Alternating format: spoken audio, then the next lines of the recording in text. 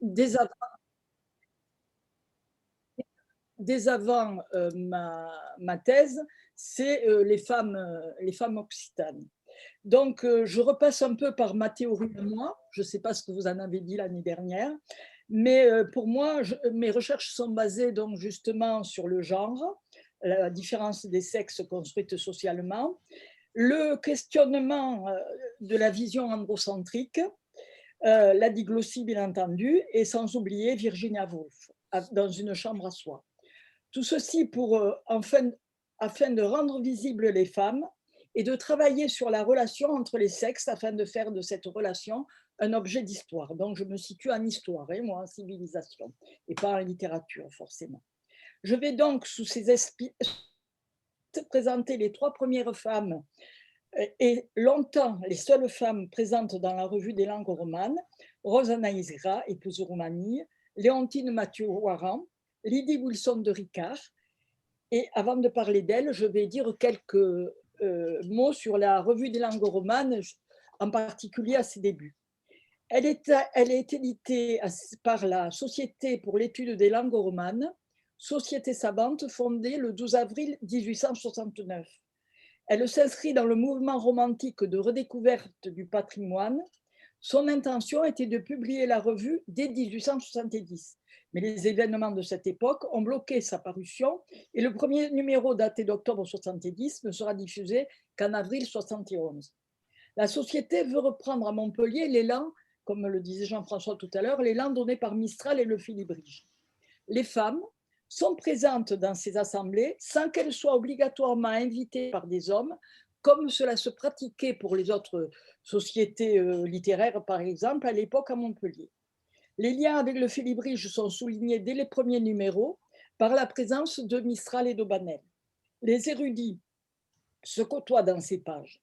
La revue comporte de grandes rubriques: dialecte moderne, sorte de cahier de création; dialecte ancien, vous en avez un sur le PowerPoint, et des chroniques traitant des événements de la société, du Félibrige et de tout ce qui touche aux langues romanes.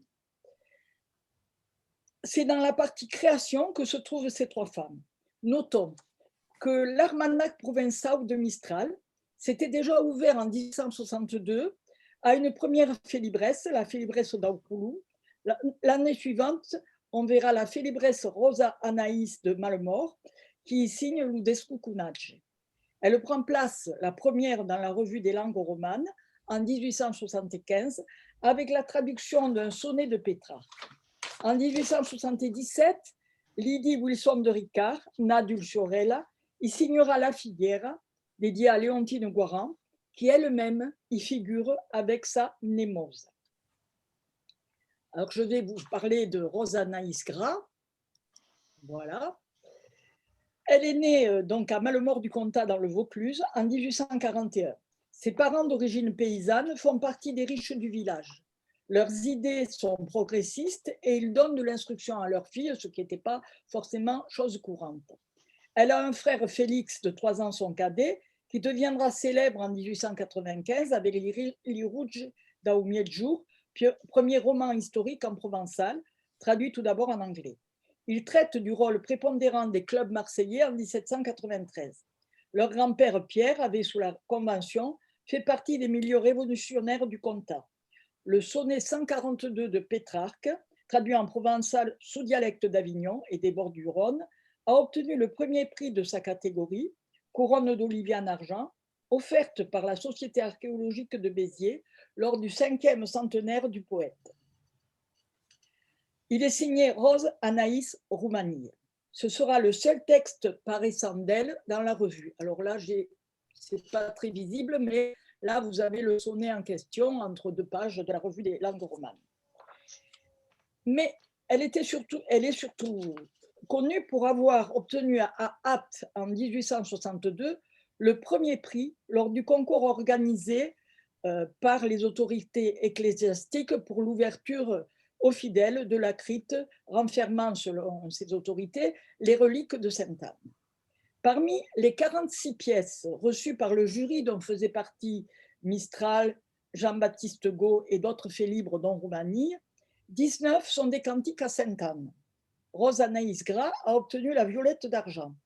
Parmi les autres lauréats, la félibresse d'Aoukoulou, Alaïs Darbo, dont l'anonymat n'a pas été encore levé, a obtenu la première mention, c'est-à-dire qu'elle a obtenu un prix inférieur à Rose Anaïs. Relevons les caractéristiques du cantique donné par Roumanie. La foi, l'élévation et la simplicité, car un cantico d'un peuple tout entier deu esser ausible, autrement dit, doit être accessible à tout le peuple. Devant les qualités de la pièce, son auteur est consacré Félibresse et comparé à la comtesse de Die, Marie de Ventadour, Clara d'Anduze. Ce même Armanat publie la musique composée par Jules Godemar d'Avignon sur les paroles de Rose Anaïs. Il contient également Ludescucunage, scène paysanne, familiale et dévote, dédiée à son frère et signée Félibresse Rose Anaïs. Donc là, il n'y a pas de nom de famille. Cependant, il semble qu'à Apt, il y ait eu des tiraillements à l'intérieur du jury entre les aptésiens et les félibres, comme en témoigne Roumanie dans une lettre à Go. On n'a rien changé à notre décision, je le cite. Seulement, j'ai obtenu de monsieur le maire un 4e prix pour Touron et des diplômes lithographiés pour les accessites. Ton ami Vidal d'Aix est toujours lauréat. Et il poursuit. Nous avons fini par mettre la main sur l'auteur du cantique. C'est une vraie jeune fille qui n'en est pas à son coup d'essai et qui a écrit des pièces plus jolies que son cantique. Ah, voilà une trouvaille, une perle précieuse, un bonheur insolent. Je lui ai soutiré quelques pièces qui m'ont ravie. Elle est brune, elle a 23 ans, elle est perdue dans un petit village de Vaucluse. C'est une violette d'or, la violette d'argent devait lui échoir. Le dernier couplet du cantique que vous avez là, en haut de la 2e page, avant une tournade plus personnelle, démontre que Rose Anaïs était venue à Apt, peut-être autant si ce n'est plus pour le félibrige que pour sa dévotion à Sainte-Anne. Un an après, Rose Anaïs devenait Madame Roumanie. La correspondance entre Mistral, Go et Roumanie montre qu'il est tombé à 44 ans éperdument amoureux.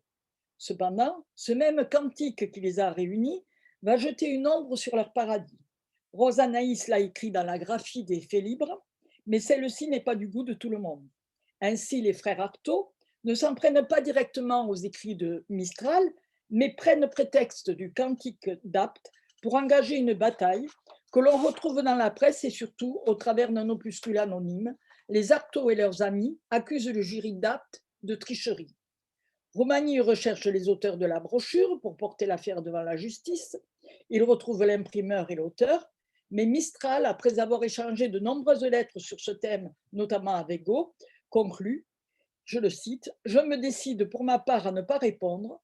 Je fais peu de cas de l'estime des gens qui, sur dire d'Artaud, me considéreraient comme malhonnête homme. Tout cela pue. Je ne veux plus et d'aucune manière m'occuper de ces gens-là. Quand on a conquis Paris et la France et un peu l'Europe, on ne va pas briguer l'assentiment des têtes chauves de fossé. » Et Alfred Artaud continue à discréditer l'œuvre de Rose Anaïs. Je le cite, « Nous ne saurions contester au jury l'épithète de savant, en jugeant digne du premier prix une pièce que la France littéraire, du 31 janvier 1863, a appelée un si mauvais travail. » Mais un tel déchaînement à propos de son cantique, même si lui dit-on, ce n'est pas elle qui est visée, ne peut que blesser Rose Anaïs au point qu'elle hésite à publier ce qu'elle écrit, comme en fait par Roumanie à Go en août 1864. Je le cite encore. « Ma femme a peur. » Ah, quelle peur! Sa pièce renferme des peintures amoureuses. Elle craint qu'on appelle cela du dévergondage. Elle se souvient trop bien qu'on a trouvé d'impures indécences dans son cantique à Sainte-Anne, et elle a peur. Elle se souvient aussi que son lame, o maire de Dieu, fut taxé d'hystérisme, et elle a peur. Pourtant, ses moissons sont d'une chasteté irréprochable. Madame Roumanie est évidemment ennuyée de servir de point de mire en public aux Artaud et compagnie. Ça lui agace les nerfs. Elle en est venue au point d'être fâchée d'avoir concouru à Apt et jetterait volontiers son bouquet de violettes à la face des insulteurs. Le plus grand nombre de textes de Rose Anaïs, signés Rosanaïs Roumanie se trouve dans l'Almanach provençal. Nous allons voir rapidement les thèmes, étant donné que je ne suis moi-même pas spécialiste de littérature. Toujours dans l'Almanach de 1863, deux autres textes de Rosanaïs, l'Aurige, scène de la vie quotidienne et familiale, et l'Ame, dédié à son frère, daté de juin 62. Elle y traite du désespoir éprouvé à cause de leur séparation. Ce poème non signé dans l'Almanach lui a valu le qualificatif d'hystérisme. Pour Limei Sun, écrite à Malemort en 62, dont parle Roumanie dans sa lettre tout à l'heure, elle a reçu la médaille d'argent dans la catégorie Éloge de l'agriculture au concours de la ville d'Aix. Il réunissait 86 participants en septembre 1864. Ce texte figure dans l'Almanach de 1865, s'y retrouvent les relations sociales de la campagne avec l'équipe qui officie, les hommes coupent et les femmes et les filles lient les gerbes, le patron soucieux de laisser du blé pour les glaneurs présents sous les traits des enfants, la jeunesse avec ses amours et amoureux, la pause repas et le retour fourbu au logis.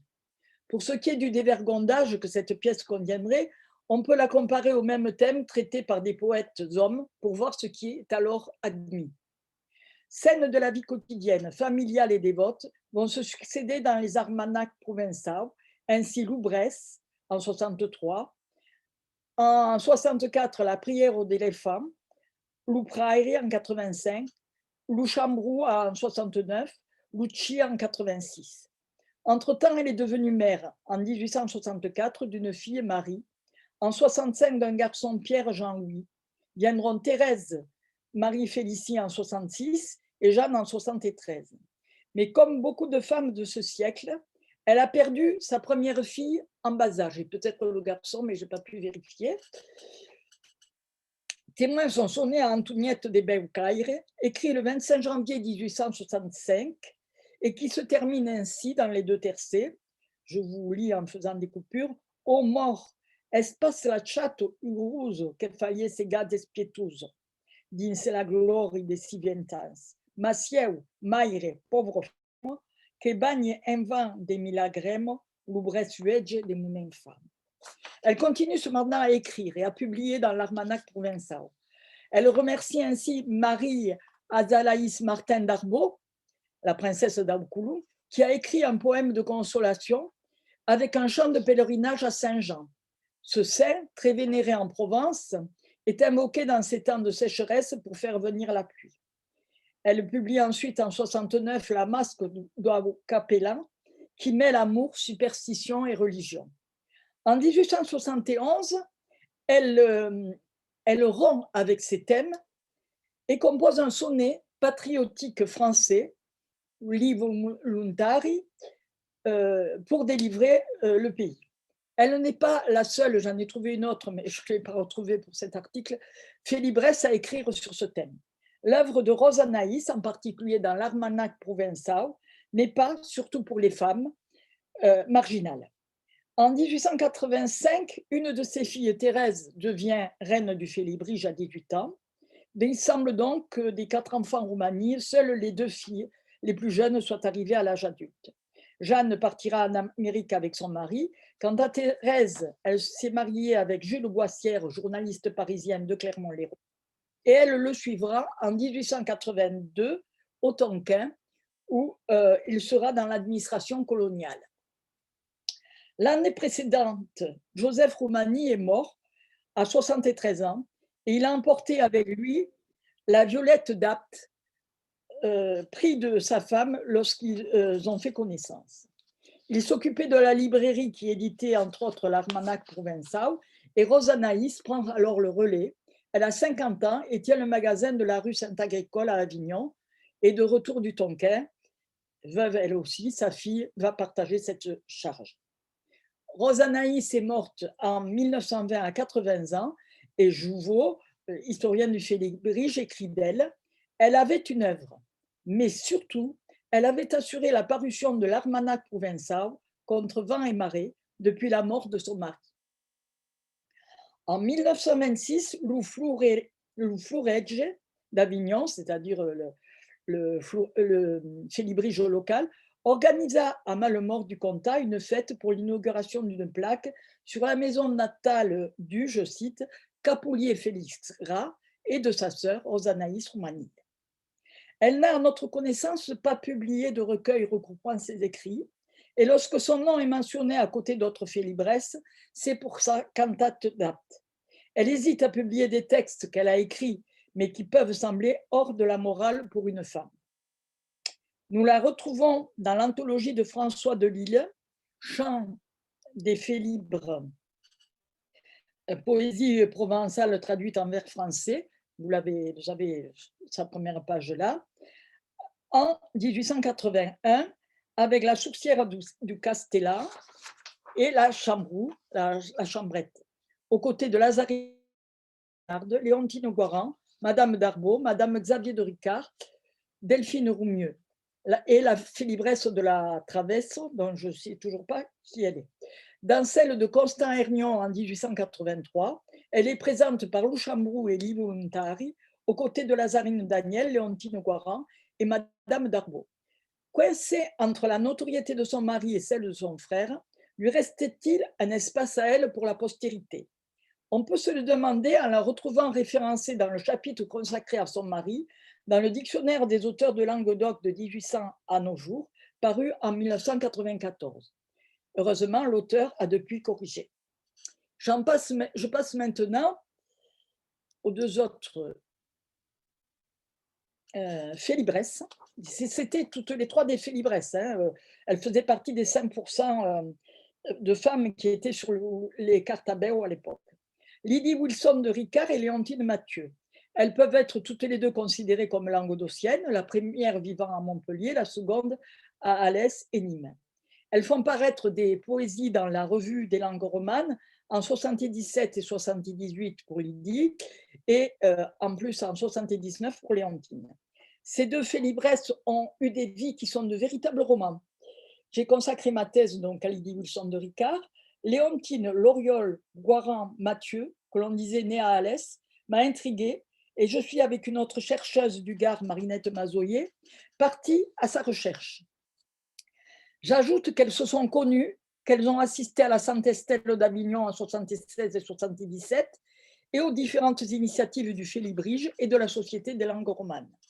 Elles ont échangé des poèmes entre 76 et la fondation du Félibrige languedocien républicain par le couple Ricard-Wilson et Auguste Fourès à Montpellier, et la mort de Lydie en 1880.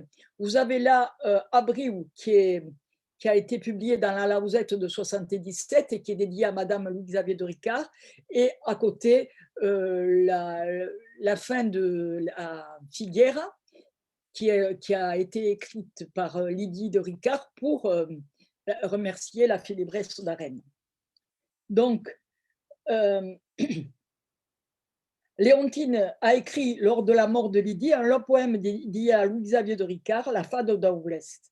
Elle avait écrit donc à Briou et dans la Lausette de 77 et à Duno Dulciorella, Dumas de la Lausette pour celle-ci, et un autre texte à une sorogente damiselle Jeanne Wilson dans celle de 78 pour sa sœur, qui a été l'Albetto, l'amour du poète Auguste Fourès. Ainsi, le 24 mars 77, elles participent toutes les trois, et on le voit dans la revue des langues, une assemblée de la Société des langues romanes où Mademoiselle Guaran lit, dont le sonnet à Némoz a déjà été publié en janvier 77 dans la revue, a dit quelques vers d'une touchante et délicate poésie. Toutes deux sont les seules femmes présentes avec des poèmes en occitan dans le volume de la Cigale de Paris en 1880. Nous en venons donc à Léontine Loriol Guaran Mathieu. Elle est née à Nîmes le 19 octobre 1853. De Rosine Loriol, modiste, âgée de 25 ans, non mariée, native d'Anduze dans le Gard et domiciliée à Nîmes. Elle sera légitimée par le mariage en 1863 de Jean-Pierre Guaran avec Jeanne-Rosalie Loriol, célébrée à la mairie de Nîmes.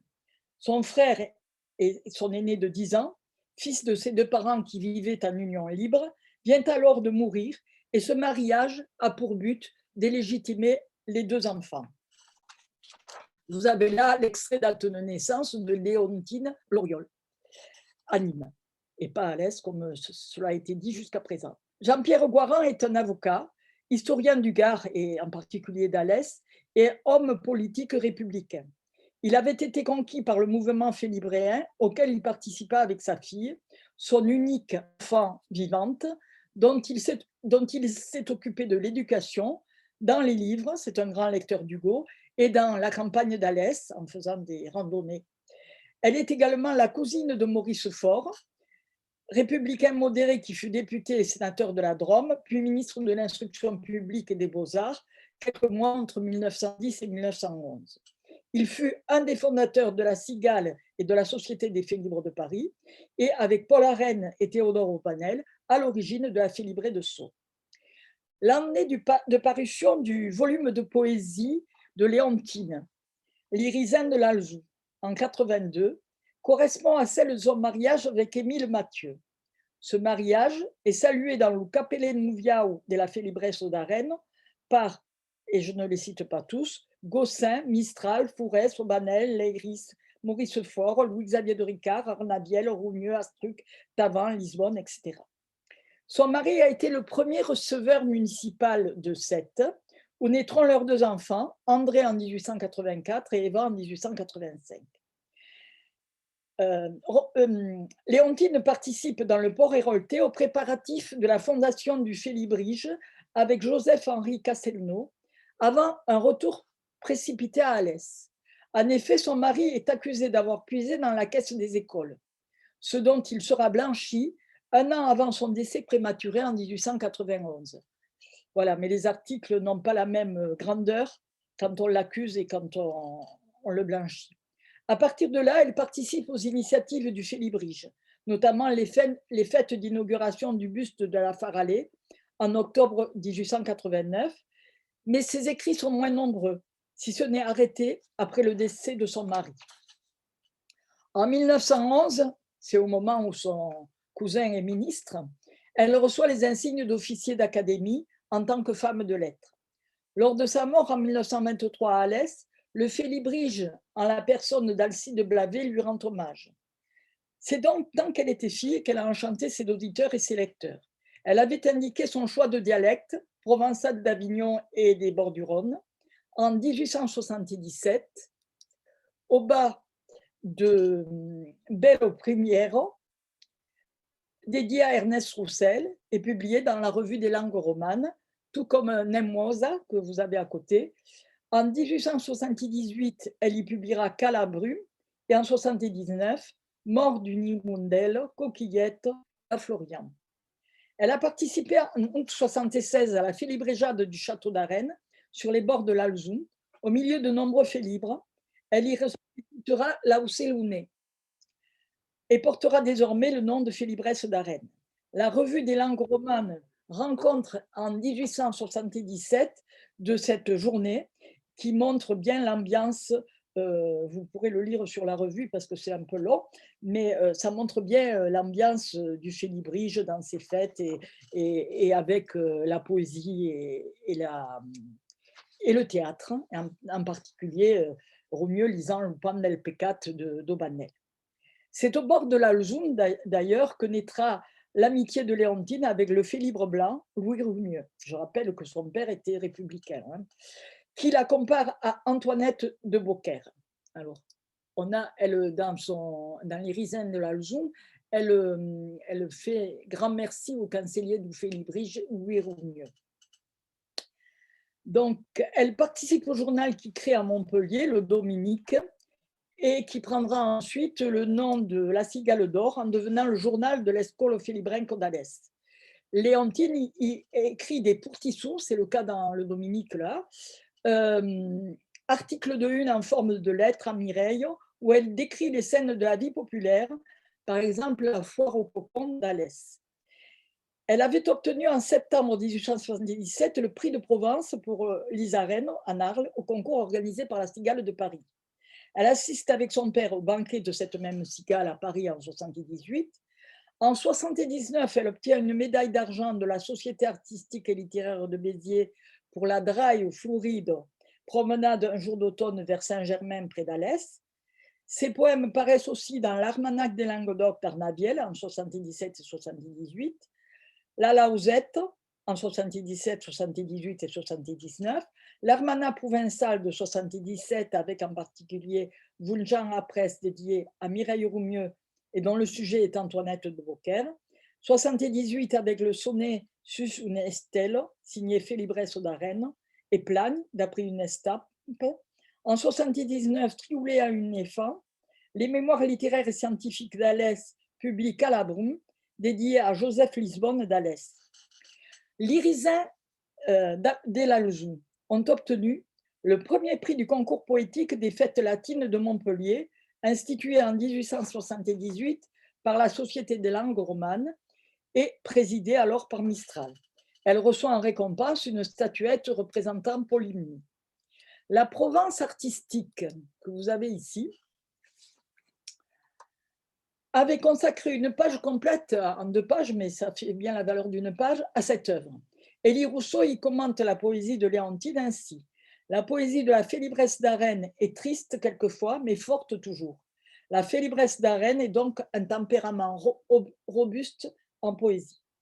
Après avoir publié en 1879 dans un recueil Trioulé à la Pichotte Héloïse, chez Martin à Alès, elle est présente dans le volume collectif de La Cigale avec Némose. La mort d'une hirondelle dédiée à Madame Pagès, c'est la mort d'une hirondelle, paraît dans les Faits libres de la mer, la Calanque à Marseille en 1879. Cette même année, elle obtient une médaille pour une ode à Florian à Sceaux. Son mariage représentait-il pour elle une étape de sa vie où le temps d'écrire ne serait plus le même? La date de la publication des Risins de l'Alzou incite à se poser la question. Cependant, elle est la seule femme qui participe en 1883, elle est alors à 7, au volume Père l'Alsace-Lorraine, dont l'initiative revient à Auguste Fourès.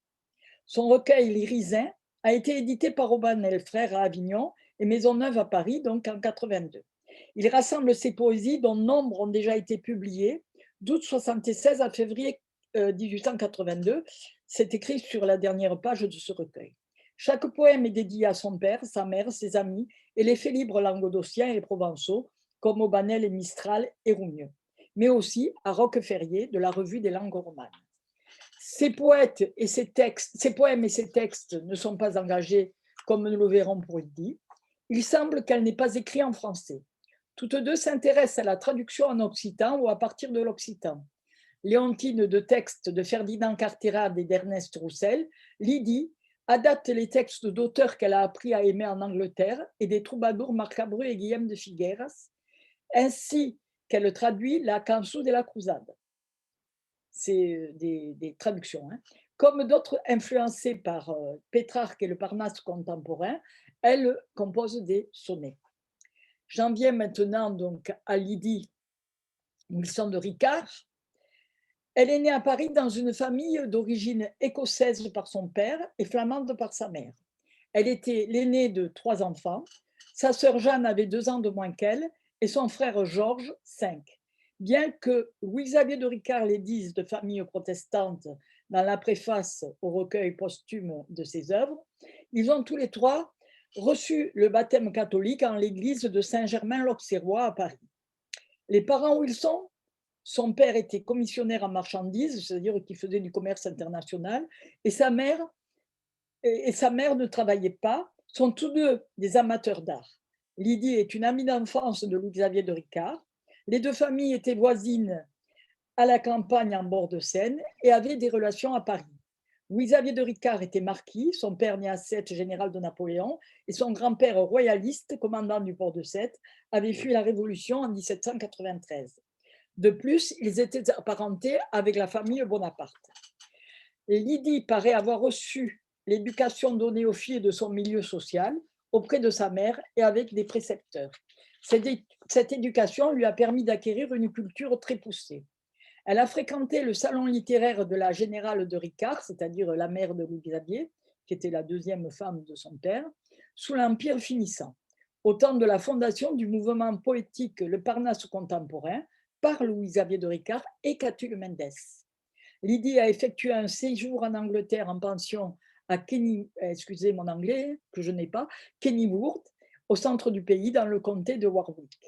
À son retour, elle maîtrisait parfaitement l'anglais et rapportait 2 admirations pour les poètes Percy Shelley et Robert Burns. À Paris, elle suit alors avec sa sœur Jeanne des cours dans l'atelier du peintre Dupuy, qui, s'étant compromis dans la commune, rentrait d'un exil en Angleterre. Le mariage du jeune couple a eu lieu le 16 août 1873 près de Montfort-l'Amaury à Autouillet, où les parents Wilson avaient une résidence. La cérémonie, uniquement civile, s'est déroulée 18 mois après le retour d'exil de Louis-Xavier de Ricard, consécutif à sa participation à la Commune de Paris, et en particulier à sa signature dans le journal officiel. Un contrat de mariage a auparavant été signé à Paris, favorisant l'épouse, les 2 futurs mariés étant majeurs, en présence de Madame Wilson qui l'a paraphé. Peu de temps après, le couple est parti pour Montpellier, où ils vivent tout d'abord près de Figuerolles, puis à Castelnau au Mas du Diable, à Castelnau-le-Lez, ensuite dans une villa rebaptisée Mas de la Lausette, et après la mort de tuberculose de sa sœur Jeanne en 1877, ils déménagent toujours dans le même quartier du plan des Quatre Seigneurs à Montpellier, au Mas d'Encombe. Dans les 2 textes biographiques sur sa femme, Louis-Xavier de Ricard, soulignons-le, parle de communes idées et non d'identité d'idées de Lydie avec lui. Si on peut trouver l'exposé de ces idées dans de nombreux textes théoriques de Louis-Xavier de Ricard dès cette période, il n'en va pas de même pour Lydie Wilson, qui, comme la grande majorité des femmes, s'abstenait de toute déclaration de nature théorique. Je cite là Sylvie Planté, particulièrement au XIXe siècle. Cependant, c'est à la fois dans ses actes, dans certaines de ses œuvres parues dans Au bord du Lez et dans ses lettres à Auguste Fourès, vous avez là une lettre qu'elle a envoyée à Auguste Fourès, que l'on va trouver chez elle l'affirmation de ses communes idées républicaines, fédéralistes, féministes et anticléricales. Atteinte elle aussi de tuberculose, maladie qui ne porte pas encore de nom, elle vit ces derniers mois à Paris, près de sa mère, mais selon sa volonté, elle est enterrée civilement à Montpellier, aux côtés de sa sœur, à une époque, 1880, où ses obsèques étaient un engagement républicain et faisaient toujours scandale, ce qui a été le cas pour elle dans les journaux des journaux de Montpellier. Un hommage lui est rendu au cimetière Saint-Lazare par les socialistes Ernest Jourdan et Antide Boyer. C'est à Montpellier, en fait, qu'elle découvre tout à la fois la langue du Midi et ses paysages, dont le Lez. Elle bénéficie pour son apprentissage des conseils d'Auguste Fourès et de Charles de Tourtoulon, responsable de la Revue des langues romanes. Elle participe avec son mari Auguste Fourès à la création du Félibrige languedocien républicain, appelé par la suite Félibre rouge, à l'édition de l'almanach La Lausette pour 77, 78 et 79. Elle est présente également dans l'almanach des Languedots de 1877 d'Arnaviel. Elle obtient le premier prix du sonnet avec son poème à la mare latine aux Fêtes latines de Montpellier en mai 1878, tout en participant aux préparatifs du banquet de l'association fédéraliste l'Alouette, dont le président d'honneur est Victor Hugo, au faubourg Figuerolles. La première cour d'amour de l'école du Parage de Montpellier à Fontfroide est sa dernière apparition publique. Elle était également avec son mari à l'origine de l'association La Cigale de Paris. 3 de ses œuvres ont paru dans le volume de l'association en 1880, à la mare latine, Le Bordeaux d'Aoulès et Le Lez en français.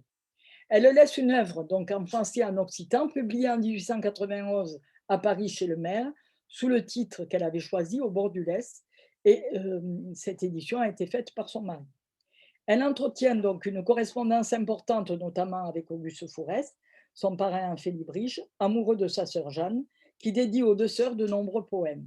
La correspondance qui faisait l'objet de ma thèse, publiée sous le titre Les lettres de la Félibresse rouge en 2013, confirme que Lydie a bien appris le languedocien dialecte de Montpellier, même si ses premiers textes semblent avoir été traduits soit par Fourès pour la Lausette, soit pour l'Almanach du Languedoc par Arnaviel.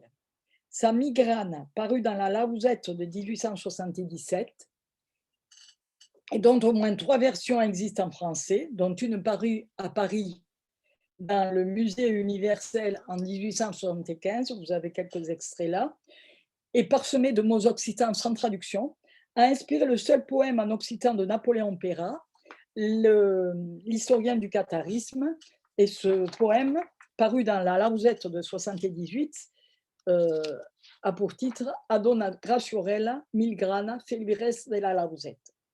Dans la revue des langues romanes de janvier 77, Alphonse Roquefort-Ferrier salue à sa façon l'avènement de la Lausette, remarquant toutefois une pièce écrite, je le cite, avec un charme et une harmonie bien rares, dont il rattache l'écriture à un des dialectes parlés dans le département de l'Aude, c'est effectivement une traduction de Fourès, et qui est signée Nadulciorel.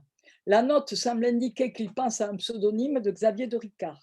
Migrana est donc la première pièce de Lydie publiée par extrait dans la revue des langues romanes, la seconde étant La Filière, reprise en plaquette chez Coulet à Montpellier. Viennent ensuite Bordaoules et à la Mare latine. Vous avez là Bordaoules et à la Mare latine. La période politique de l'installation du couple à Montpellier est celle de l'ordre moral. Les communards peuvent toujours être poursuivis et fusillés. L'amnistie n'interviendra qu'après la mort de Lydie. Les faits libres républicains qui ne peuvent parler ouvertement de politique vont faire le choix de l'histoire du catharisme et des textes engagés des troubadours pour exprimer leurs idées. Les traductions de Marc Abru et de la chanson de la croisade par Nadulciorel, elle a été baptisée ainsi par Fourès, sont de cette veine. Elle a tiré du Cervantes de Figueras Roma Tricharis, un poème en français aux cloches, qui est une charge contre l'Église catholique. J'en viens à ma conclusion. Toutes trois ont reçu une éducation et une instruction qui ne concernent alors pas toutes les femmes. Parmi elles, l'éducation et l'instruction plutôt de Lydie a été particulièrement poussée vers les arts. Toutes trois ont eu l'audace d'écrire en français et en Languedocien de Montpellier pour la parisienne Lydie Wilson de Ricard, en provençal pour les deux autres. Elles ont pu être éditées dans les revues et almanachs des associations très dynamiques qui défendaient les langues romanes, associations qui ont reconnu leur originalité et les ont accueillies. Leur milieu leur ont permis de consacrer une partie de leur temps à leur œuvre, même si, ayant intégré la place de seconde dévolue aux femmes par le patriarcat, elles ont aidé leurs conjoints dans leurs tâches et leurs œuvres. Mères de plusieurs enfants pour Rose Anaïs et Léontine, leur éducation, surtout en bas âge, amenuisait le temps qu'elles pouvaient consacrer à l'écriture, ce qui n'était pas le cas pour Lydie Wilson de Ricard. Malgré une reconnaissance qui s'est concrétisée par différents prix, elles ont été peu à peu effacées de la création occitane. Léontine avait osé rassembler ses poèmes en recueil avant de se marier, et celui-ci reconnu par la critique comme une poésie forte. Toutes trois composaient des sonnets, ce qui est un niveau élevé de poésie. Si Rose Anaïs s'était limitée à la poésie tout en écrivant des sonnets, genre élevé donc, Lydie et Léontine se sont essayées à la prose poétique pour Lydie, journalistique pour Léontine. Prose poétique dans Au bord du Lys, ce dernier genre apparaît au milieu du XIXe siècle avec Baudelaire et Lautréamont. La Mare latine a primé aux fêtes de Montpellier en 78 et est un sonnet qui, écrit le rapporteur, risque de faire éclater le moule. Moule, alors, qui sert tant à Sainte-Beuve qu'à Gautier et qu'aux poètes du Parnasse contemporain. La forme sonnet est alors réputée peu accessible aux femmes. Elles se sont toutes trois essayées à la traduction et se sont lancées dans l'écriture avec fougue. Toutes trois ont affirmé leur prénom, tout en conservant la tradition d'utiliser le nom de leur mari. Leurs noms de félibresse sont leur signe d'appartenance à la société, tout comme les hommes. Qu'est-ce qui les a arrêtés, mis à part la maladie et la mort? Qu'est-ce qui fait que nous ne les retrouvions pas jusqu'ici aux côtés des grands poètes provençaux et languedociens?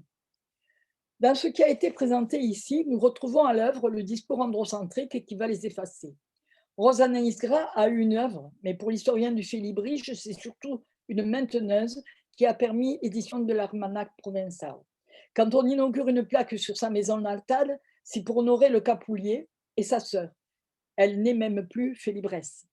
Si la poésie de Léontine est forte pour le critique de la Provence, c'est en opposition à la poésie des autres femmes, qui est habituellement pour lui pleurnicharde. Pour Lydie Wilson de Ricard, son œuvre qu'elle choisissait avec rigueur a été limitée par sa courte vie et ses idées rouges, qui l'ont certainement desservie. Une largette qui lui avait été dédiée par Charles de Tourtoulon s'est retrouvée dédiée par un auteur à Louis-Xavier de Ricard, son mari. Partant de là, il nous reste beaucoup d'écritures de femmes à découvrir, soit parce que ces écrits n'ont pas été recherchés et dorment dans quelques archives, soit parce qu'ils ont été perdus, considérés comme peu importants. L'étude de leur vie, de leurs œuvres, de leurs relations et de leur correspondance nous permettent une approche plus vivante au quotidien du Félibrige qu'une histoire où ne figureraient que les seuls textes des grands hommes, qu'ils s'appellent Mistral, Aubanel, Roumani ou Ricard. De même que les œuvres de ces hommes, regardées en remettant en cause le discours androcentrique, peuvent nous réserver des surprises. Voilà, j'ai terminé.